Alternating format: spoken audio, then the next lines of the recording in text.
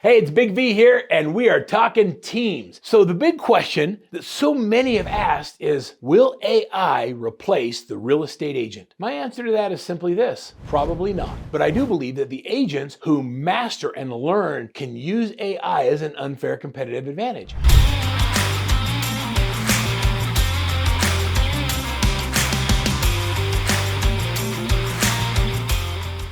Will agents using AI replace agents who won't? The answer is probably not that either, because the business of real estate is so focused on the relationship, and relationships really do matter. But what we found is with utilizing the power of artificial intelligence in our real estate practice, we're able to do more with less. We're able to accomplish more, we're able to publish more, we're able to write more. At the very end of this video, I'm going to give you a prompt engineering download for real estate agents with the 5 critical things every agent must know if they want to write better prompts so they can get better results when they ask AI or ChatGPT questions. Does that make sense? So how many of you are excited about that? Give me a thumbs up down below in the comments. Let me know you're excited about the download. You want the top 5 things for downloading for asking specific things with AI. Now, as a real estate coach, you have to know that we use AI all the time. I was on a coaching call recently with a gentleman out of Las Vegas, Nevada, and Tim and I were having a conversation. Tim runs a big property management company. We were talking about what goes on in his business and what his biggest challenges were. In this moment, Tim's challenge was, I'm having a hard time getting and training and developing my operations manager, my field ops manager. Now, a field operations manager is the person who goes out and meets clients, deals with any of the repair issues, coordinates between the contractors and those who are fixing things, sometimes fixes things himself, does the invoicing and makes sure that the investor pays the bill. All of those things have to happen out in the field. And I said to Tim, well, Tim, what does your operations manual look like for that position? What do you mean? I said, well, what does your operations manual look like? He said, well, I don't have one. I said, okay, what does your job description look like for the person you're hiring? He says, well, I don't have one of those. So on the coaching call itself,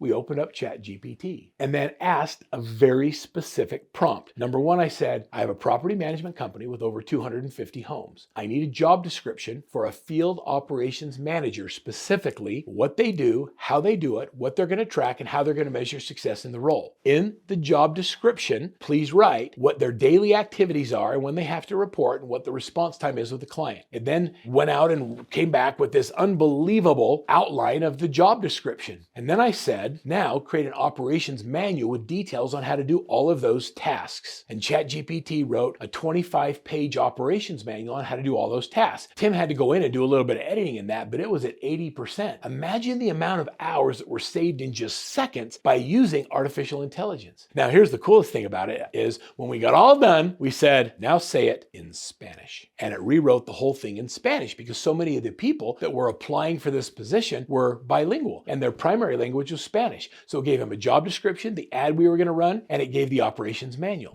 Now I'd like you to take that to the next level and say, okay, now how would we use AI to then apply it to marketing for the position? We then said, okay, now write an ad that appeals to somebody that has the skills to do the job and the behavioral style of someone who has enough drive to get it done, a high D and a high C, that has the analytical capabilities to pay attention to the details. It then wrote the job description and the ad specifically targeting the behavioral style of the type of person we want for the job. As a result, when running the ad, we got multiple applicants and the position was filled. The cool thing about that is it was all done in 5 to 7 minutes. All of those activities were done. So let me give you step by step the 5 things that matter when you're doing a prompt engineering. How do you ask the questions correctly? And I'm going to read some of these, so be with me. Number 1, be specific and clear with your instructions. When you're using artificial intelligence for things like email writing, marketing content, and things like that, or social media posts, it's critical that you're very specific. So let me give you an example of that. If I have a new property that I've just listed, I might say to my ChatGPT, okay, now here's the property description of this property address, and it would create it for me based on all the data that's there. And then I would say, now write the ad specifically for audiences on LinkedIn, Instagram, Facebook, Snapchat, and YouTube. And it would then write the specific ads for those specific channels in a voice where the audience is most likely to respond to based on those channels. I would then say something like this and say, okay, now give me a 30, 60, and 90-day marketing plan with exactly what to say on each channel and how often we should post. It would then take the same marketing engine, take all of that information, put it through the engine, and come up with an entire calendar of what I'm going to do for the next 90 days. So number one is be specific and clear with your instructions. Number two, use structured data when applicable. A data may not be as applicable as content, but when you have data in there, it makes it very specific. For example, we use artificial intelligence a lot in recruiting. And so when you have tools such as Broker Matrix and other resources, you can use artificial intelligence to go in and you can look at behavioral data of agents, production data, when they've done their last transactions, all of these things to give a profile of what we identify as an at-risk agent, meaning they're at risk of leaving you or they're at risk of leaving their broker because their behavior has certain numerical characteristics to it. And we ask specifically what those are. Number three is when you're doing your prompt engineering, make sure that you review and edit anything that is generated by your AI. It's important that you put your voice to it, that it has your personality in the things that you put out there. So make sure that you review and edit AI generated content. And then number three is oftentimes when we receive things back from artificial intelligence, it's not conversational, it's factual. It gives you data and information back that's fact by fact. So you have to tell AI to engineer it in a conversational tone. And you can even use your personality style as a way of doing it. Using a high I personality type, give me a conversational description of a property listed at 123 Oak Street. It will then give it to you in a conversational style as opposed to data-driven responses.